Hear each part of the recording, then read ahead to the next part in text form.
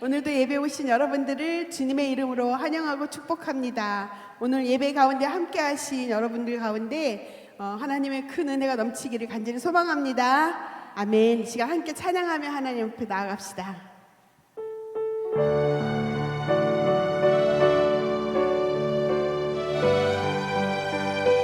함께 고백하며 나아갈까요?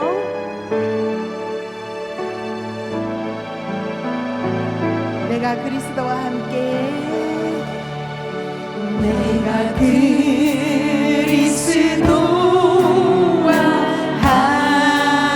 함께 십자가에 못 박혔나니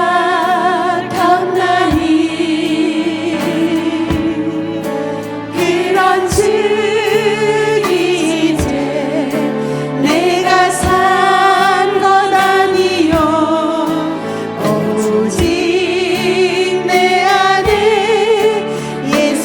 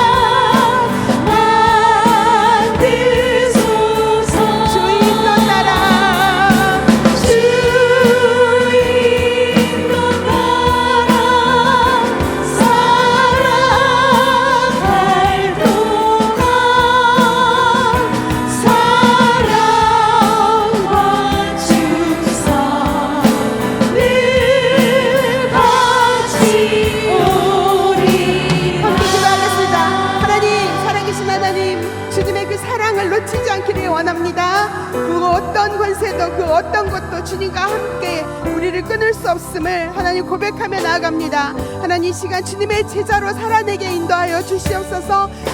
주님의 자녀로 살아낼 수 있도록 우리를 붙들어 주시옵소서. 함께 기도하며 나아갑시다.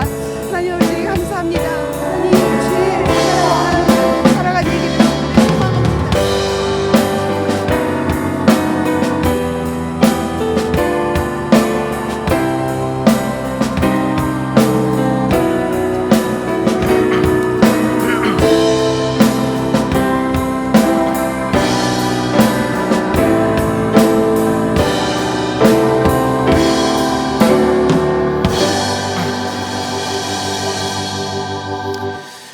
참 좋으신 하나님, 공활한 가을 하늘과 좋은 햇살과 바람을 우리에게 허락하여 주심에 감사드립니다.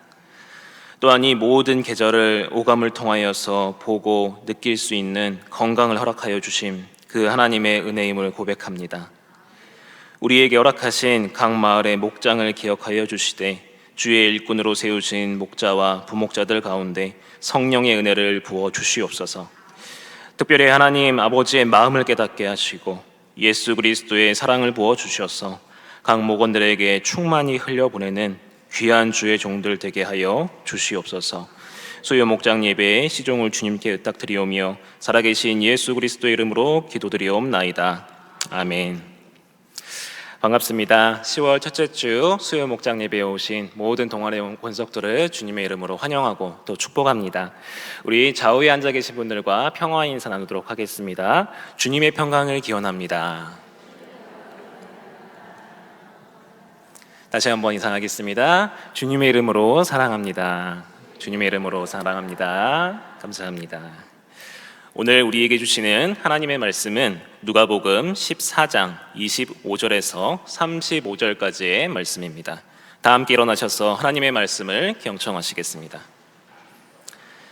수많은 무리가 함께 갈새 예수께서 돌이키사 이르시되 물은 내게 오는 자가 자기 부모와 처자와 형제와 자매와 더욱이 자기 목숨까지 미워하지 아니하면 능히 내 제자가 되지 못하고 누구든지 자기 십자가를 지고 나를 따르지 않는 자도 능히 내 제자가 되지 못하리라.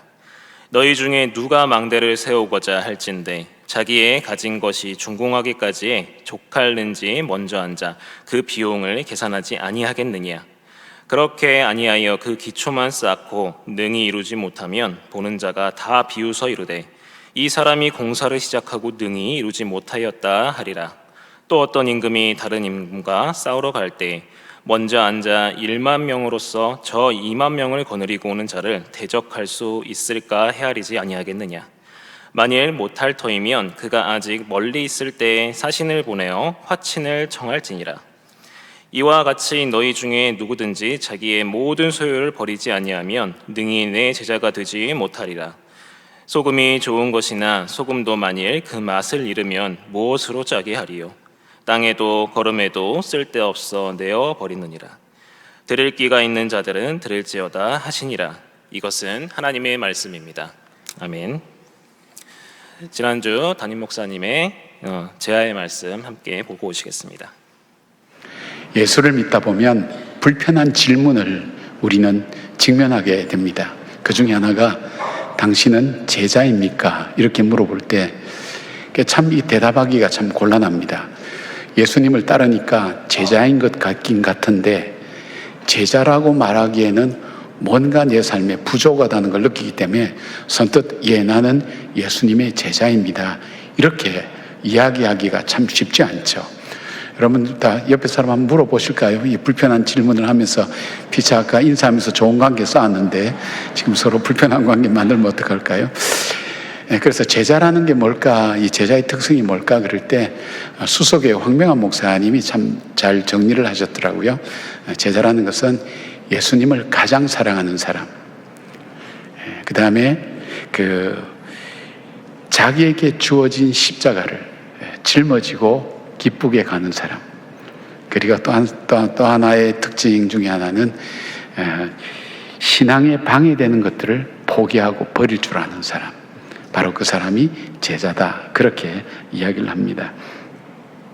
제자입니까? 라는 질문을 좀 더 명확하게 우리가 이해하기 위해서는 다음 질문이 좀 도움이 될 거예요. 두 가지를 물어봅니다. 당신은 제자입니까? 무리입니까? 군종입니까? 이 뜻이에요. 제자입니까? 무리입니까? 무리하고 제자는 다르죠. 당신은 회원입니까? 제자입니까? 무슨 위테니스 클럽에 이 소속된 회원이냐, 교회 소속된 회원이냐, 아니면 제자입니까?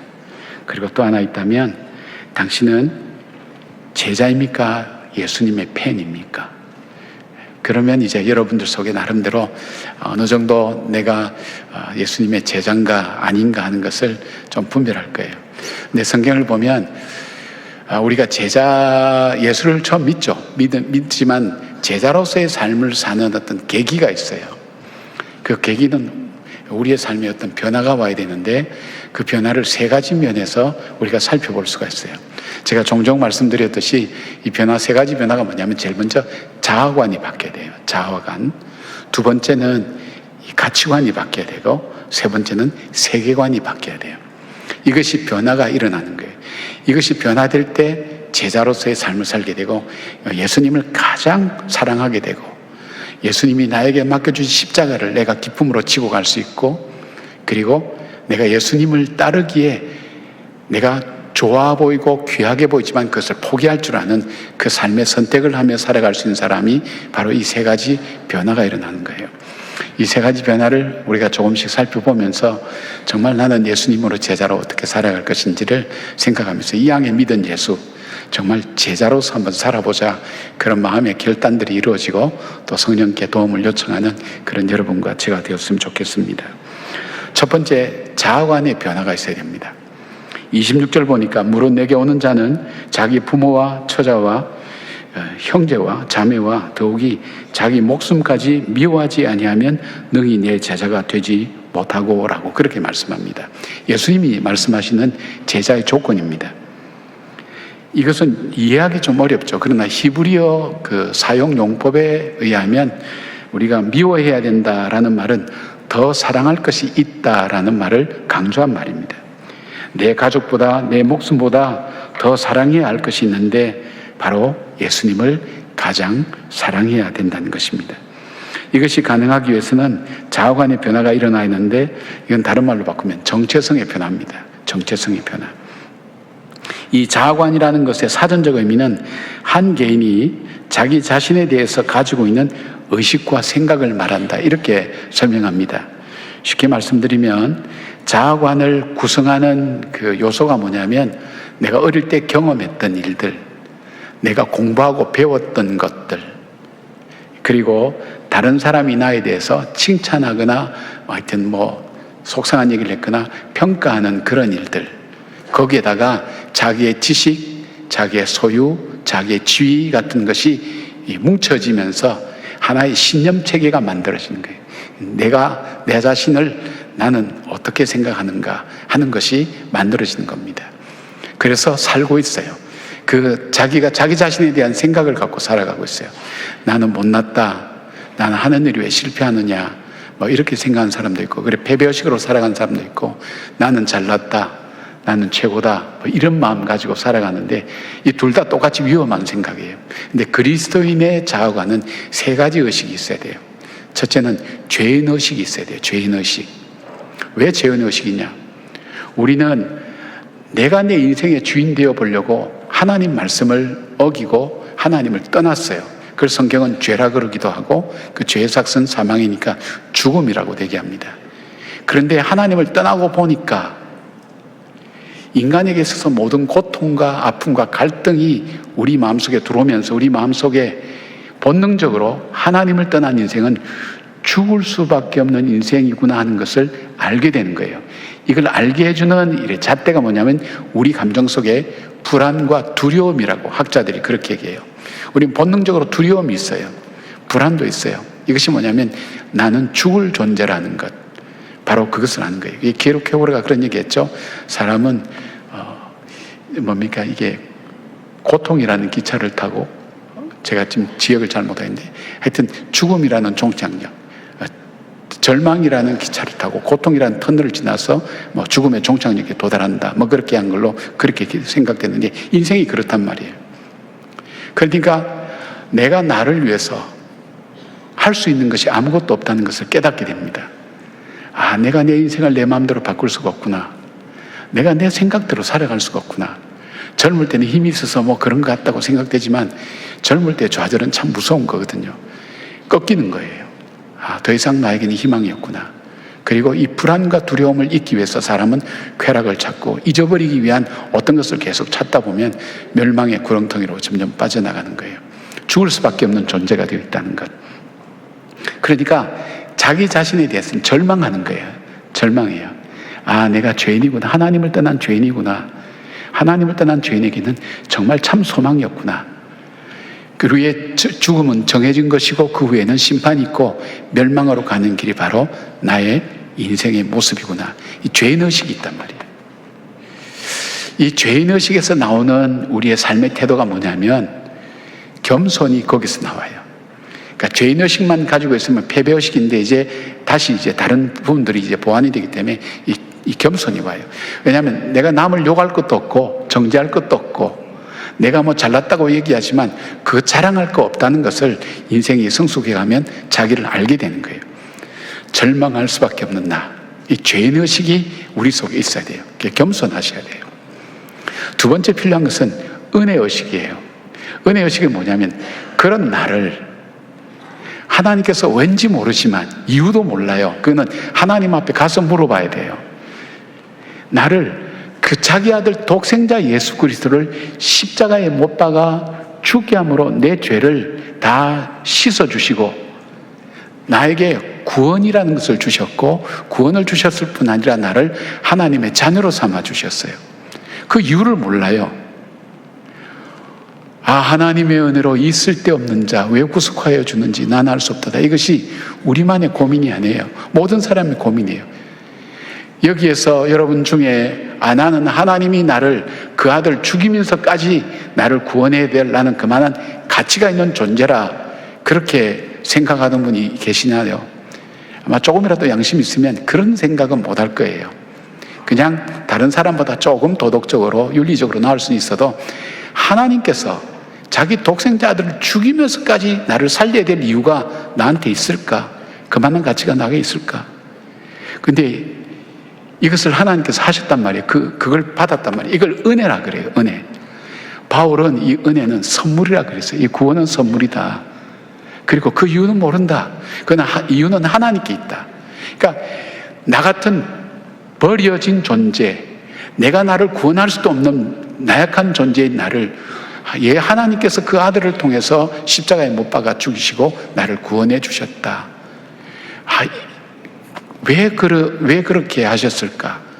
이유를 알 수 없어요. 그러나 그 예수 그리스도로 말미암아 내 죄는 사함받고 내가 구원받고 영생함을 얻었단 말이에요.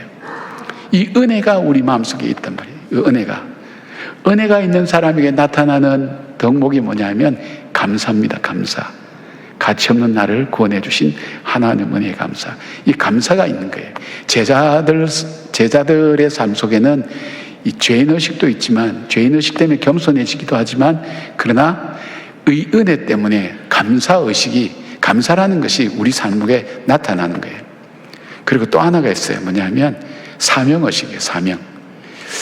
정말 가치 없고 보잘것없는 나를 그 하나님이 자기 아들 죽이면서까지 나를 구원해 주셨을 때는 나에게 뭔가 해야 될 일이 있지 않을까? 그것이 사명이에요. 사명. 나에게는 이 땅에 태어나서 내가 해야 될 일이 있구나.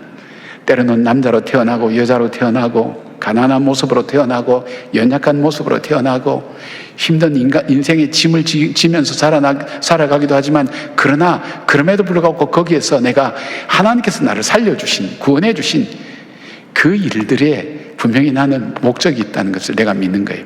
이게 사명의식이에요. 사명의식이 있는 사람은 열정이 있어요. 기도할 때도 열정이 있어요. 신앙생활하는 데 열정이 있어요. 섬기는 것도 봉사도 해요. 그냥 왔다 갔다 하는 삶이 아니에요. 목적이 있어요. 여러분, 그래서 우리가 이 신앙생활 할 때 내 자아관이 어떤 것인가 하는 것을 잘 확인해 보셔야 돼요. 나는 정말 죄인의식을 가지고 있는가? 죄인의식만 갖고 있으면 우리는 패배자로 살아요. 그러나 거기에 은혜의식이 들어가고, 은혜의식이 이게 우리가 없어지면 자만하기도 하고 그리고 교만하기도 하는데, 하나님의 은혜라고 생각하니까 감사한 거, 열정이 있으니까 내가 하나님 앞에 정말 사명을 다해서 내가 살아야지, 그런 사명의식을 가지고 사는 거예요. 그냥 왔다 갔다 하는 것이 아니라, 내가 가정생활을 해도, 그 다음에 내가 장애 있는 아이를 내가 기른다 할지라도, 또 참 원수 같은 남편과 함께 살아도, 정말 여우 같은 여자와 함께 살아도, 정말 견디기 어려운 시댁의 어려움들, 이런 모든 면들이 내 삶 속에 있다 할지라도 주님이 나에게 사명으로 맡겨주셨구나, 그런 마음을 가지고 임하는 자세와 태도가 달라지는 것, 이게 제자의 삶이에요. 우리 옆에 있는 사람에게 한번 물어보실래요? 당신은 제자입니까? 한번 물어보십시오. 예. 괜찮아요. 느낌 아니까. 왜 물어보지 못하는지 알아요. 예. 여러분 이제 기준을 알았어요. 두 번째, 예수님이 말씀하신 기준이 뭐냐면 가치관의 변화예요. 27절 보니까 누구든지 자기 십자가를 지고 나를 따르지 않는 자도 능히 내 제자가 되지 못하리라. 주님은 부정적인 의미로 했죠. 제자가 되지 못하리라 했는데, 자기 십자가를 지고, 어떤 말씀 보면 자기를 부인하고 자기 부인하고 자기 십자가를 지고, 그러니까 자기 아내하고 십자가를 같이 져야 되는 걸로 그렇게 해석하는 사람들이 아닙니다. 자기를 부인하고 자기 십자가를 지고 나를 따른다. 가치관의 사전적 의미는 무엇이 옳고 좋고 바람직한 것인가를 판단하는 관점이라고 얘기해요. 그러니까 자신의 선택과 행동에 직접적인 영향을 주는 거예요. 여러분들은 예배 시간에 나오신 것이 정말 내가 세상의 다른 어떤 것보다도 나에게 가치 있는 일이라고 생각하셨기 때문에 여러분이 선택하셔서 나온 거예요. 좀 늦게 오신 분들은 좀 가치관이 조금 떨어지죠. 예. 빨리 오신 분들은 한 10분 전에 와서 기도로 준비하고 예배를 하죠. 그게 전부 다 행동, 여러분의 가치관의 차이예요. 가치관의 차이. 이 가치관이 변해야 돼요. 근데 여기 보니까 자기 십자가를 지고 주님을 따르라고 그랬어요. 그러니까 이 십자가를 진다는 것 자체가 사실 굉장히 부담스러운 거예요. 십자가는 내가 지지 않았으면 좋았을 것을, 하고 싶지도 않은 일을 내가 억지로 해야 되는 것, 이것이 일반적으로 십자가라고 그렇게 생각하고 있어요. 어느 사찰에 문제가 생겨서 스님들이 회의를 했어요. 회의를 하는 중에 이 문제를 누가 해결하면 좋을까 그랬더니 스님 중에 한 분이, 주지 스님, 제가 십자가를 지겠습니다. 그렇게 대답했다 그래요. 그러니까 십자가가 보편적인 그 언어가 됐어요. 정말 일반적으로 정말 짊어지기 싫은데 감당해야 될 것. 그러니까 예수 믿는다는 게 사실 어떻게 보면 되게 힘든 거예요. 힘든 거예요. 그러나 믿음의 눈으로 볼 때 하나님께서 내게 주신 이 십자가가 나에겐 정말 가치가 있고 의미가 있고, 그리고 이것보다 더 소중한 것을 주님께서 갚아주시고 베풀어 주신다는 것을 믿기 때문에 그 십자가를 기쁘게 지고 예수님을 따라가는데, 그래서 이 가치관 이러면, 이 십자가를 지고 간다 이러면 어떤 거냐면, 예수님을 따르기에 치루어야 될 대가를 기쁘게 치르고 선택하며 나가는 사람, 바로 그 사람이 제자라는 거예요. 예수 믿는 거 힘들어요, 여러분. 세상에는 돈 내면 큰 소리 치는데 교회 오면 헌금하고도 주님 제가 작게 해서 죄송합니다. 아주 이상한 단체예요, 여러분. 한번 생각해 본 적 없어요? 다 모여가지고 같이 노래 부르고 같이 눈 감고 기도하고, 같이 뭐 세상에 나가면 알바하면 돈도 받는, 여기는 봉사하면서도 감사합니다. 하나님 제가 봉사할 기회를 주셔서 감사합니다. 무슨 바나바 같은 거 만들어가지고 맨날 일 시키면서 돈도 안 주고 하면 좋다고 그렇게 하고, 뭐 그렇게 하는 거 생각해보세요. 예수 믿는 게 참 힘들어요. 큰 소리도 못 쳐요. 어디 가서 소위 예수 믿는 사람이 뭐 그렇냐 뭐 이런 얘기 들을까봐 큰 소리도 못 치고. 저는 이 근처 운전하고 다닐 때요 조심합니다. 내가 동안교회 담임 목사라는 것, 이거 사람들 알면 저게 담임 목사라는 게 저렇게 운전하고 다니냐 그러고, 차 오면 먼저 양보합니다. 사람 지나갈 때까지 기다리고 계속 합니다. 힘들어 죽겠어요. 저도 빵빵거리고 가고 싶어요. 신나게 달리고 싶어요. 못하는 거예요. 근데 그게 가치가 있다고 저는 받아들이는 거예요. 그렇게 참고 감당하는 것. 작은 일을 제가 말씀을 드렸어요. 큰 일도 있을 거예요. 바로 우리 예수님을 한번 볼 필요가 있어요. 예수님은 하나님께서 십자가의 길을 가라고 할 때에 가고 싶지 않았어요. 정말 피하고 싶었어요. 그게 어떻게 나타나는가 하면 겟세마네 동산에서 주님 이 십자가 피하게 해주십시오 하면서 그가 기도할 때에 그 땀방울이 핏방울이 됐다 그랬어요. 학자들에 의하면 이 모세혈관이 터지면서 핏방울이 된다. 신경을 바짝 쓰면 십자가 길 정말 가고 싶지 않은 거예요. 육체적으로 고통스럽고 정신적으로 버림받고 영적으로 하나님과 교제가 단절되고 피하고 싶었던 십자가. 그러나 주님은 그 십자가 길을 가셨어요. 끝내 내 뜻대로 마시고 아버지의 뜻대로 하십시오. 그렇게 했던 이유가 뭐냐? 십자가를 거부하고 피하고 싶은 고통이지만 그럼에도 불구하고 내가 이 십자가를 칠 때 하나님의 뜻이 이루어지고 하나님이 영광을 받으시고 뿐만 아니라 주를 따라가는 주의 백성에게 베푸실 하나님의 놀라운 영광을 바라보는 거예요. 그 믿음이 있기 때문에 십자가를 지는 거예요. 히브리서 12장 2절에 이렇게 말씀하고 있어요. 믿음의 주요 또 온전하게 하시는 예수를 바라보자. 그는 그 앞에 있는 기쁨을 위하여 십자가를 참으사 부끄러움을 개의치 아니하시더니 하나님 보좌 우편에 앉으셨느니라. 그렇게 말씀하시면서 예수님을 바라보라고 말씀합니다. 로마서 8장 18절에 생각하건대 현재의 고난은 장차 우리에게 나타날 영광과 비교할 수 없도다라고 말씀합니다. 히브리서 11장 24절부터 26절은 우리가 좀 더 이해하기 쉬운 내용이 나와요. 믿음으로 모세는 장성하여 바로의 공주의 아들이라 칭함받기를 거절하고 도리어 하나님의 백성과 함께 고난받기를 잠시 죄악의 낙을 누리는 것보다 더 좋아하고 그리스도를 위하여 받는 수모를 애굽의 모든 보화보다 더 큰 재물로 여겼으니 이는 상 주심을 바라봄이라. 이 땅에서의 것이 아니라 영원한 하나님 나라에서 주실 주님의 그 더 큰 영광을 바라보기에 오늘 내가 내 삶을 감당해 나가는 거예요. 여러분은 우리가 모두가 십자가를 지고 가요. 육체의 연약함도 십자가고요.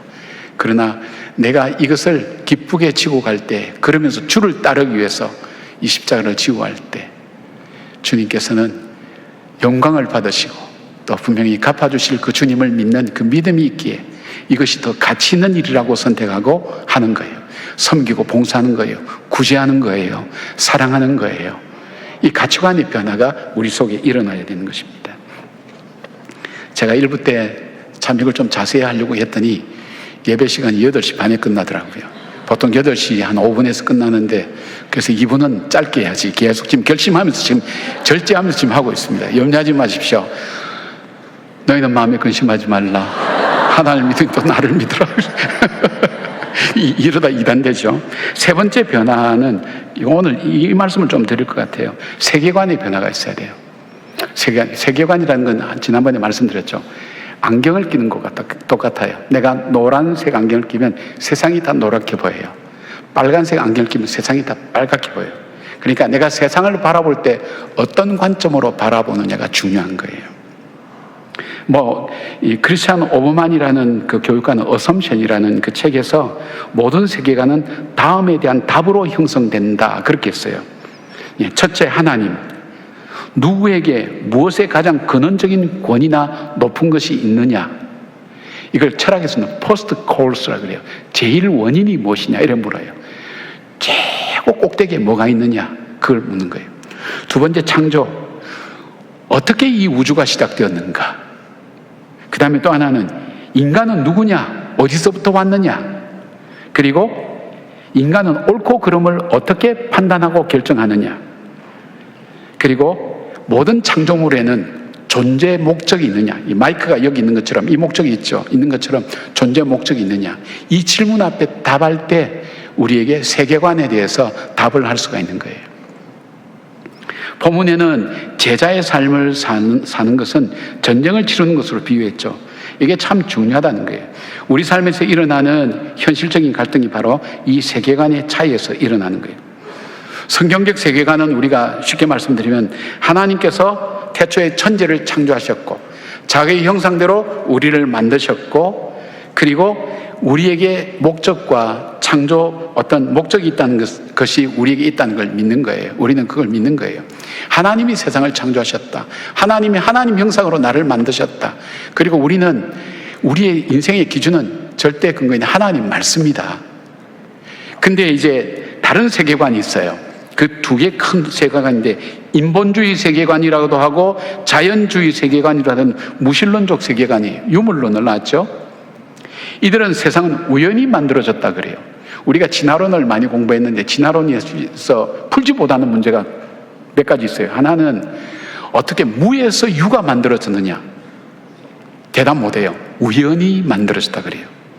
그리고 생명이 없는 무기질에서 생명이 있는 유기질로 어떻게 만들어졌느냐? 그것도 대답 못해요. 어떻게 절 설명할 수 있어요? 진화에서 만들어졌다 그래요. 인간은 어떻게 만들어졌냐? 인간은 원숭이가 진화해서 사람이 되었다. 진화에 대한 얘기를 하는 거예요. 그걸 우리는 교과서를 배우고 그걸 진리로 받아들여요. 근데 우리는 어떻게 믿어요? 하나님이 창조하셨다고 그렇게 믿죠. 그리고 인간의 도덕적 기준, 그것은 개인의 선호도에 따라 달라진다. 좀 더 확대하면 공동체의 공통적인 가치에 의해서 인간의 옳고 그름이 판단되어진다. 그러니까 이북에서 옳고 그른 기준하고 남한에서 옳고 그름의 기준이 달라요. 예수 믿는 사람이 옳고 그름의 기준이 다르고 세상 사람들이 달라요. 왜요? 이 옳고 그름이 틀림의 기준이 우리는 하나님 말씀에 있지 내 생각이나 내 뜻대로 있지 않아요. 그래서 자기 보기에 좋은 대로 행하는 삶, 사사기의 삶이 그거잖아요. 그럴 때 인간은 결국 파멸에 빠지게 됐죠. 멸망하게 됐죠. 우리의 기준은 그거예요. 그 다음에 사람의 가치는 그 사람 자체의 가치는 게 아니라 그 사람이 얼만큼 합리적인 사고를 하느냐, 자아성찰 능력이 있느냐, 소통 능력이 있느냐에 따라서 결정되는 거예요. 신도 없다. 그리고 절대자도 없다. 이 세상에는 절대라는 건 없다. 그러니까 상대적이에요. 상대적이란 말을 여러분이 좀 이해하기 쉽게 하면 여러분 보통 이런 얘기 할 거예요. 괜찮은 사람 만나면 당신은 당신대로 옳고 나는 나대로 옳고 당신은 당신 좋아하는 거하고 난 나 좋아하는 거하고 나도 당신 인정하고 당신도 나를 인정하고 우리가 그렇게 합니까? 물론 작은 일에서는 그렇지만 근본적인 면에서는 우리의 기준은 뭐예요?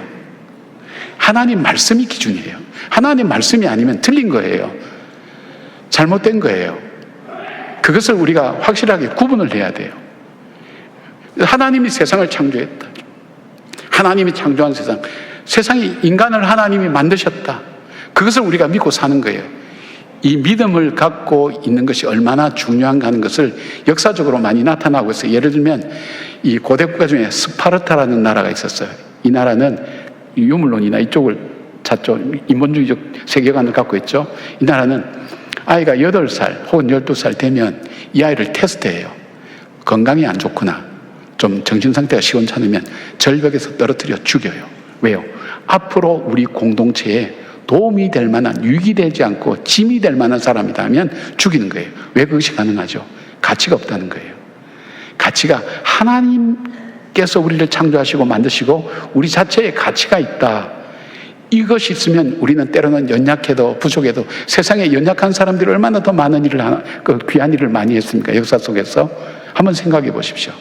근데 그런 생각이 아니면 그런 마음을 가지고 가차없이 죽일 수도 있다는 거예요.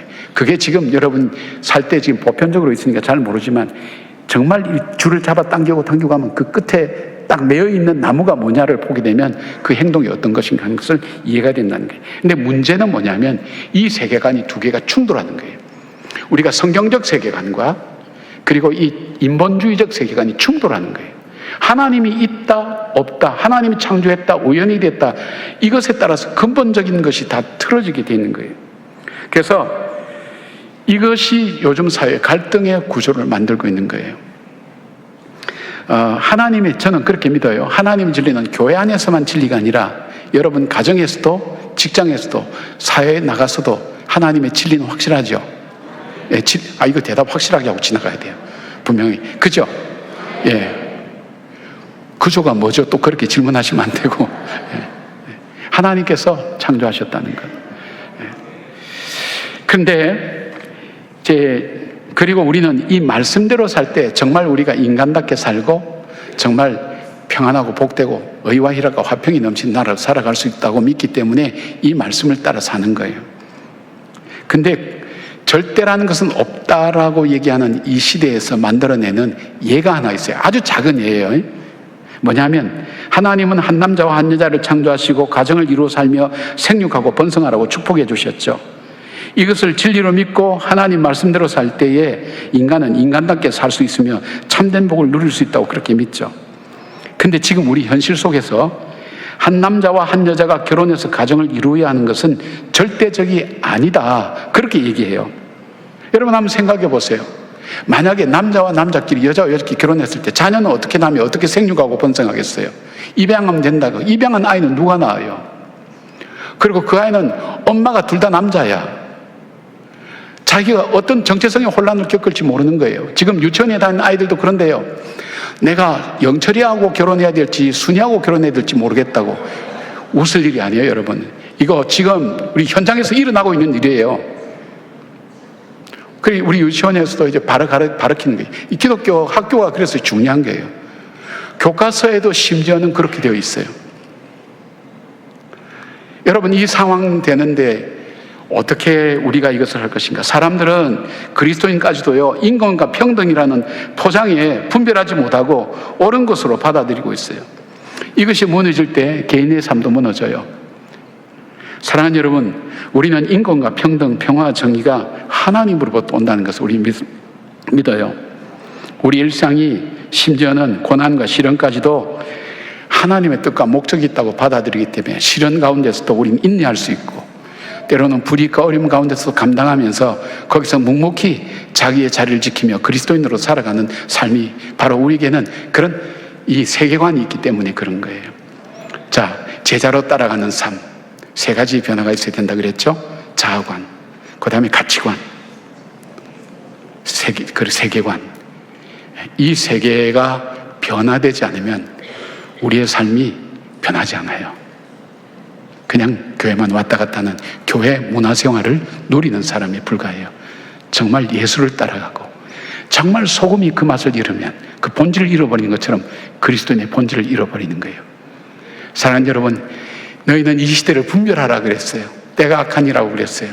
이 시대를 분별하고 정말 예수님의 제자로 살아가는, 이 양에 우리가 예수 믿을 때 말씀대로 정말로 우리가 한번 그렇게 믿어보자, 그런 마음을 가지고 성령님의 도움을 요청하고 정말 바로 믿을 수 있도록 하나님 이 시대 속에 살아갈 수 있도록 저희들을 도와주십시오. 그렇게 기도하는 저와 여러분 되기를 바랍니다. 아멘. 기도하겠습니다. 아버지, 감사합니다. 정말 제자의 삶을 살게 하시고 그 제자의 삶을 따라가는 것이 고달프고 힘들고 어려운 일이 있다 할지라도 하나님 장차 올 영광을 바라보며 주님께서 영광 받으실 것을 생각하며 저희들이 그것을 믿으며 믿음으로 살아낼 수 있도록 하나님 붙들어 주시옵소서. 세계관이 충돌하는 이때에 우리에게 잘 분별하는 지혜를 주시고 하나님께서 우리 가운데 두신 하나님의 법을 지켜나가는 저희들 될 수 있도록 하나님 붙들어 주시옵소서. 예수님의 이름으로 기도드리옵나이다. 아멘. 아멘. 담임 목사님의 제자입니까? 라는 말씀을 기억하시면서 목장 나눔지를 함께 살펴보도록 하시겠습니다. 먼저 아이스 브레이킹입니다. 질문입니다. 인생을 살면서 기억에 남는 제자 혹은 스승이 있으십니까? 라는 질문입니다. 아마 누군가의 또 제자이셨을 것이고 또 누군가의 아마 스승이셨을 텐데, 저는 이제 제가 기억에 남는 한 제자가 있어서 좀 소개를 하고자 합니다. 저희 이제 아버님이 목회하시던 모교회에서 만난 친구입니다. 이제 청소년이었는데요. 저랑 만났을 때가 중학생이었어요. 굉장히 목이 곧은 백성들이어가지고 말을 잘 안 듣습니다, 이 중학생들이. 그래서 이 친구한테 제가 처음에 너는 꿈이 뭐니? 라고 물어봤더니 없대는 거예요. 그러면서 이 되게 그 뒤에 아우라가 어두운 겁니다. 뭐 항상 숙이고 있고. 근데 이 친구의 이제 삶을 좀 들어보니까 제가 읍에서 자랐습니다. 뭐 그렇게 생겼는지 안 생겼는지 모르겠습니다만 저는 읍민인데 저희 읍에도 초등학교는 다 있죠. 근데 이 친구가 분교를 다녔다는 겁니다. 그래서 되게 의아하더라고요. 그래서 왜 분교를 다녔어? 이렇게 물어봤더니 학교 폭력을 당했던 겁니다. 그래서 이제 왕따도 당하고 학폭도 당해서 어머님이 이제 저기 이제 얼마 없는 분교로 보낸 거죠. 그래서 이제 중학교도 그 분교 친구들이 올라간 작은 공동체에서 이제 공부를 했다고 합니다. 그래서 이제 고등학교는 이제 읍으로 나온 거죠. 큰 데로 나왔는데 그래서 저랑 만나게 된 것입니다. 근데 이 친구를 이제 가만히 보니까 공부는 굉장히 열심히 해요. 그런데 이제 공부를 잘하는 것과 열심히 하는 건 다르지 않습니까? 그래서 그 당시 2017년이었는데 제가 이제 장신대 신대원을 준비하고 있을 때였습니다. 그래서 원래 선생님이 과외비를 조금 받는 사람이다. 근데 너 공짜로 가르쳐 줄 테니까 도서관으로 와라. 이렇게 했습니다. 그래서 이 친구를 이제 제가 신대원 입시 준비를 하면서 과외를 해줬어요. 돈을 안 받고. 그래서 열심히 이제 제 가르침을 받고 반에서 1등을 했어요. 너무 은혜입니다. 그래서 근데 부모님이 신앙생활 안 하셨거든요. 자, 어머님이 나오셨을까요? 안 나오셨을까요? 나오셨어요. 예. 한영혼의 기회가 생긴 구원을 한 겁니다. 그래서 이 친구가 마지막 날에 이제 제가 이제 동학교에 이제 부임하기로 돼가지고 이제 동학교로 저 갈 거야 이렇게 얘기했더니 롯데리아에서 한우버거 세트를 사오는 거예요. 그래가지고 이게 뭐니? 이랬더니 선생님 감사했다고. 그러니까 지 거는 없는 거예요. 그래서 왜 네 건 없어? 했더니 아무 말 안 해요. 그러니까 뭐 학생이면 돈이 얼마나 있겠습니까? 근데 선생님에 대한 그 감사한 마음을 표현했던 거예요. 그래서 제가 맛있게 먹었습니다. 혼자 다. 네. 그래서 이 친구하고 이제 제가 신앙생활하면서 그랬습니다. 선생님 바라는 거는 너가 이 교회에 뼈를 묻어라. 네, 뼈를 묻어라. 이렇게 대학을 갔는데 지금 이 친구의 꿈은 선교사입니다. 네, 선교사로 이제 나가고자 하는 꿈을 가지고 있는데요. 참 제자화를 한다. 그리고 우리 목장 또 우리 목원들을 제자화한다는 게 참 쉽지 않습니다. 지금 행복 모임 하고 계시지만 한 영혼을 구원한다는 게 참 쉽지 않습니다. 정말 사랑이 들어가야 되고 희생이 들어가야 되고요. 우리가 예수 그리스도의 제자된 모습을 먼저 사랑하는 모습을 보여줘야 그래야 우리를 따라오게 되는 것입니다. 오늘 함께 이제 말씀을 한번 보면서요. 시간 관계상 첫 번째 페이지는 큰 대지를 한번 보도록 하겠습니다. 첫 번째 자아관입니다. 자아관의 정의를 한번 읽어보면 좋을 것 같습니다. 함께 읽어보도록 하겠습니다. 자아관이란 한 사람이 자기 자신에 대하여 갖고 있는 의식이나 생각을 말한다라는 것입니다. 두 번째입니다. 가치관이란 무엇이 좋고 옳고 바람직한지를 판단하는 관점을 말합니다. 끝으로 세계관입니다. 세상을 바라보는 관점, 이것이 세계관이다라는 것입니다. 함께 이제 말씀으로 들어가 보면서 두 번째 이제 질문지로 넘어가 보겠는데요. 첫 번째 질문입니다. 이게 제자라는 말은 참 쉽게 들립니다만은 이 제자의 길을 걸어간다라는 것이 그것은 참 녹록지 않은 것 같습니다. 참 제자는 스승의 가르침을 전적으로 또 받아들이고 순종하는 사람을 일컫지요. 때로는 스승의 가르침이 전부 이해되지 않을 때도 있습니다. 근데 묵묵히 따르는 모습이 필요한데요. 이는 자기 자신의 생각과 판단을 내려놓는 결단이 필요합니다. 첫 번째 질문입니다. 예수님의 제자는 자신의 생각과 판단을 내려놓는 결단이 필요합니다. 내가 제자의 길을 걷는데 방해되는 요소가 무엇이 있습니까? 라는 질문입니다. 우리 성도님들께 여쭤봅니다. 여러분들만의 그물이 있으십니까? 그물. 제가 이 질문을 왜 드리냐면 거기 하단에 있는 마태복음 4장 19절 말씀을 제가 읽어보도록 하겠습니다. 말씀하시되 나를 따라오라 내가 너희를 사람 낚는 어부가 되게 하리라 하시니 그들이 곧 그물을 버려두고 예수를 따르니라 이렇게 말씀합니다. 그러니까 우리는 인생을 살아가면서 각자의 그물이 있습니다. 그걸 붙들고 살아가죠. 베드로는 생업인 그 어부 그물을 붙잡고 있고요. 또 누군가는 물질이나 권력이나 명예나 어떤 자리 혹은 가족이 그 그물이 될 수도 있습니다. 참 제자는 어떤 모습을 가져야 하는가 말씀을 통해서 알 수가 있는데 전심을 다하는 제자는 예수님께서 말씀하시는 대로 행하는 사람이다 라고 말할 수 있습니다. 우리 성도님들께서 오해하지 말으셔야 할 것은 당장 오늘 생업을 내려두고 이 교회 일만 해라 라는 것은 아닙니다. 우리는 우리 안에 있는 우선순위가 무엇인가 그것을 생각해 봐야 되는 것입니다. 예수님의 수제자였던 베드로는 스승님을 모시면서 참 다양한 이적과 그 능력을 경험하였죠. 그러나 예수님의 말씀대로 그는 스승님을 배반하였고요. 또 자신의 이전 삶으로 돌아가게 됩니다. 부활하신 우리 예수님께서 베드로 찾아가십니다. 그러고 어떻게 하십니까? 내가 나를 사랑하느냐? 이 질문을 하시죠. 그리고 다시 소명을 부여하십니다. 그러니까 우리가 제자의 길을 걷기 위해서는 하나님을 향한 그 사랑의 고백 그리고 은혜 앞에 겸손한 마음가짐이 있을 때 가능한 것입니다. 때로는 우리도 베드로처럼 넘어질 때 있고요. 예수님을 배반할 때도 있을지 모릅니다. 그런데 주님께서 우리를 찾아오셔서 내가 아직도 날 사랑하느냐? 내가 날 사랑하느냐? 그 질문하실 터인데 우리가 주님 앞에 제자된 마음으로 사랑의 고백을 하시기를 소망합니다. 두 번째입니다. 본디 사람은 가치 판단을 통해서 자신에게 좋은 선택지를 또 고르게 됩니다. 그리고 행동을 이어가게 되죠. 하나님께서는 죄의 문제를 해결하시기 위해서 독생자 예수 그리스도를 희생시키시기로 결단하셨습니다. 그리고 행동을 보여주셨습니다. 죄의 대가를 치르신 주님 앞에서 우리는 어떤 신앙의 대가를 치러야 하는 것인가?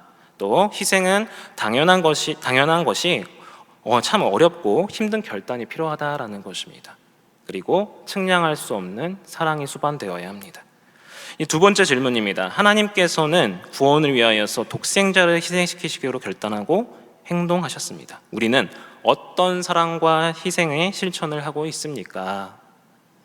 밑에 있는 요한복음 3장 17절을 한번 보겠습니다. 하나님이 그 아들을 세상에 보내신 것은 세상을 심판하려 하심이 아니요 그로 말미암아 세상이 구원을 받게 하려 하심이라. 아멘.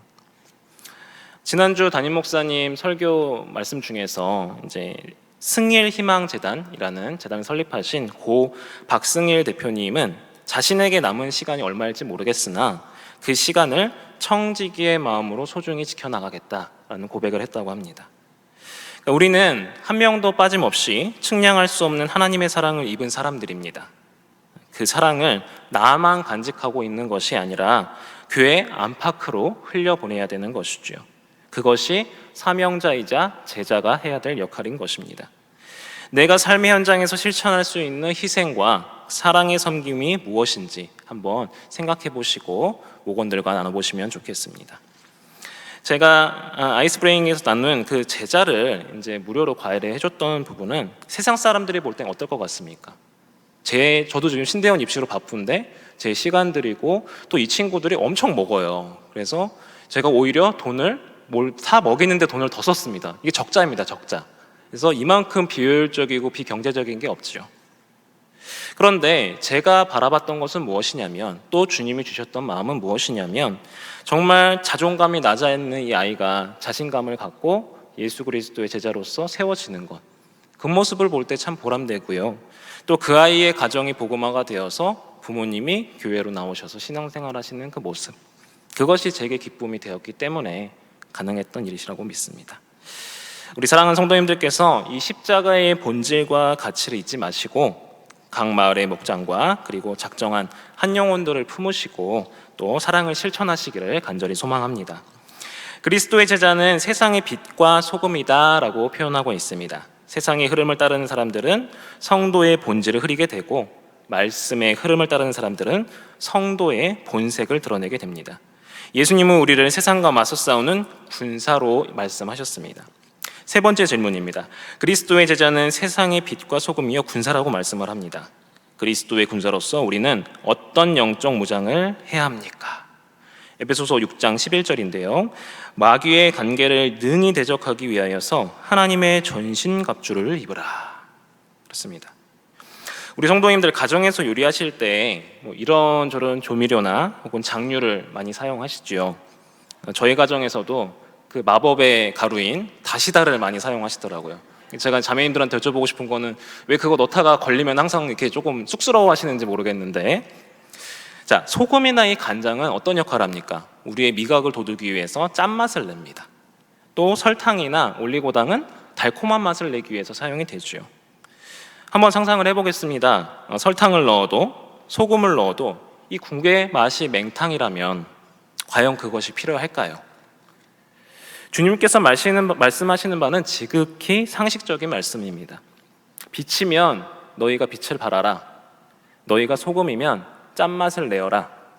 거룩한 무리, 즉 성도라면 예수의 향기를 퍼뜨리면서 살아가라. 이게 예수님의 말씀인 것입니다. 우리는 이 말씀 앞에 정직하게 나아가야 한다는 것이지요. 성도는 말씀 위에 설 때 든든하게 되고 또 성령의 능력을 통하여서 그 역사를 경험하게 됩니다. 제가 지난 주일부로 이제 7년여의 청년부 사역을 마무리했습니다. 그래서 청년부는 사임 인사를 드렸고요. 이제 마을 사역으로 사역 전환이 되었는데 저희 청년부에서도 이제 장년부 어르신들께서 이제 수요 목장 예배 이렇게 들으시지 않습니까? 청년부에서는 이제 임쓰리 모임이라고 하는데 이제 아마 자녀분들이 임쓰리 모임 갔다 올게요, GBS 하고 올게요 하는 모임이 요겁니다. 바로 리더십들의 모임인데 이제 매주 진행을 합니다. 제가 대략 계산해 보니까 한 320번 정도를 했더라고요. 동안교회 청년부 와가지고. 근데 이 놀라운 것은 제가 그 모임을 2시간씩 했습니다. 여러분들 지금 이 수요 목장 모임을 2시간 한다고 생각하면 되시는데 굉장히 두렵고 떨리시죠? 네, 근데 시간 맞춰서 끝내겠습니다. 제가 왜 이거를 고집하냐면 청년들이 한 주간의 말씀을 그렇게 많이 안 봐요. 안 보기 때문에 그 시간이라도 집중하여서 정말 말씀에 내 영을 충만히 적시지 못하면 삶이 변화되지 않습니다. 그 능력을 발휘할 수가 없게 됩니다. 리더십들이 자신의 신앙과 삶을 들여다보면서 참 많이 울어요. 저희 청년들이. 그런데 그 눈물 안에 깃든 것이 무엇이냐면 하나님께서 나를 이만큼 사랑하셨구나, 하나님의 은혜로 내가 여기까지 걸어왔구나, 그 사랑을 전해야겠구나, 그 복음을 전하는 사명자로 살아가야겠구나 라는 것들을 깨닫게 된다는 것입니다. 성경적 세계관에 대해서 간단히 정리를 해보면 제가 가이드에도 적어놨습니다마는 하나님을 경외하고 사랑하라, 이 대신계명이죠. 하나님을 향한. 그리고 이웃에게 복음을 전하면서 이웃을 내 몸처럼 사랑하라, 대인계명입니다. 성경의 진리를 따르는 성도의 군사인 우리는 하나님 말씀 앞에서 순종을 하면서 맡은 사명을 다해야 합니다. 이 세상과 맞서 싸우기 위해서는 영적 무장을 해야 되지요. 또 세상 가운데서 빛과 소금의 역할을 감당해야 될 줄로 믿습니다. 성령의 능력으로 세상을 변화시키는 우리가 되기를 소망합니다. 각 마을에서 그리고 목장에서 하나님의 말씀의 그 빛이 은혜의 담비가 넘치기를 축복합니다. 살아온 지난 3일 그리고 또 살아가실 앞으로의 그 3일 가운데 우리 주님과 함께 하시고 그리스도의 제자된 아름다운 모습으로 살아가는 저 여러분 되기를 주님의 이름으로 소망합니다. 10월의 이달의 말씀 함께 봉독하도록 하겠습니다. 누가복음 14장 11절입니다. 무릇 자기를 높이는 자는 낮아지고 자기를 낮추는 자는 높아지리라. 아멘. 광고 말씀 드리겠습니다. 하반기 행복모임 3주차에 접어들게 됩니다. 행복모임 주관하고 계신 우리 각 마을 또 성도님들 참 쉽지 않으실 텐데요. 그 정말 귀한 섬김에 감사를 드립니다. VIP에게 안부 전화 및 행복모임에 초대하는 그런 한 주 되시기를 바랍니다. 세례입교회식이 11월 3일 주일에 있습니다. 자격 요건은 상세한 주보 내용 참고하시고요. 혹시 목원들 중에서 세례가 필요하신 분들에게 잘 안내해 주시면 감사하겠습니다.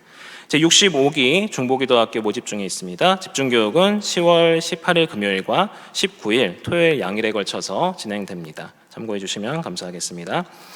권사 연합수련회가 있습니다. 대상은 모든 권사님들이시고요. 제가 그 현수막 보니까 이상옥 교수님을 컨택을 하셨더라고요. 제 대학원 지도 교수님이시고 제가 이제 조교로 섬겼던 분인데 너무너무 좋습니다. 그래서 권사님들 많이 참석하시고 아마 뭐 사랑합니다, 사랑합니다 이런 거 많이 시키실 거예요. 그래서 은혜의 잔치, 사랑의 잔치 그렇게 되시기를 바랍니다. 목장 지도자 위로회가 있습니다. 10월 23일 수요일이고요. 장소는 가평 필그림하우스에서 진행이 됩니다. 대상은 목자, 부목자 이렇게 대상이시고요. QR코드로 이제 스캔을 하셔가지고 신청하실 수 있도록 이렇게 준비해드렸습니다. 그래서 목자, 부목자들께서는 꼭 참석해 주시면 감사하겠습니다. 오늘 오후 12시 반에 한영원 전도대 모임이 있습니다. 소예배 2실에서 진행이 될 텐데요. 함께 많은 참석해 주시면 감사하겠습니다. 이것으로 마치겠습니다. 감사드리고 각 마을 모임 진행하도록 하겠습니다. 수고하셨습니다.